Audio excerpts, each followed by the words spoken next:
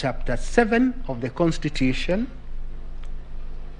from Articles 31, going all the way to Article 81, going to 87, which donates a power to Parliament to legislate on elections.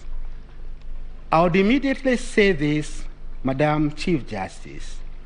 The power to enact Elections Act, to my mind, relates to the 5 other tiers of elections. For the simple reason that for the presidential contest, the inquiry is defined in Article 140. The relief is defined in the same article, whereas in the other levels of elections, one could look at the Elections Act. But I'll come to that a little later. I'm doing first and foremost a broad introduction of the areas that we'll deal with.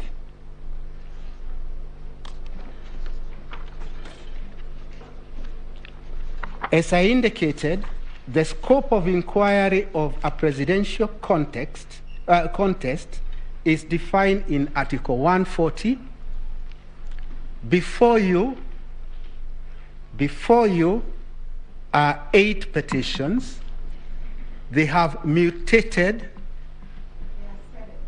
Now they are 7.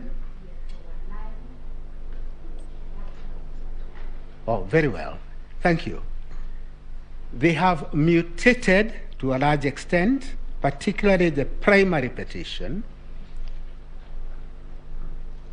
But my request at this early stage is this, that when you retire to consider your judgment, please carry out some surgery, see the mutations which have been added, remove them so that you are left with the original inquiry under Article 140. Why it is necessary to do so is because other things have been infused in this inquiry, like who is to be punished, who is to be castigated. Those are not matters that can be dealt with within the purview, limited purview of Article 140. As a matter of fact, when we argued Raila 1 in 2013, this apex court said a petition under Article 140 should be, I quote, concise, precise, and well-focused. Well-focused.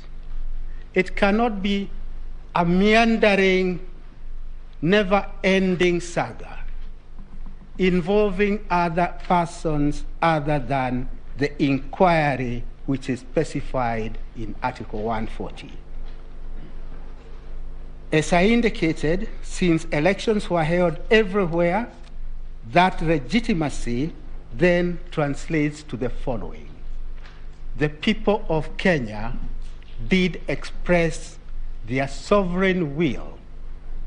They did express that on 9th, and what is now under inquiry is whether that sovereign will by the 14 million Kenyans is to stand unhindered, or whether this court would consider any other remedy other than upholding the sovereign will of the voters.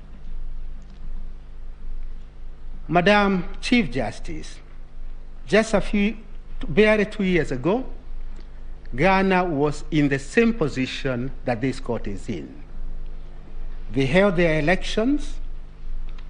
A presidential candidate went to the Supreme Court. Identical complaints were made. Complaint number 1,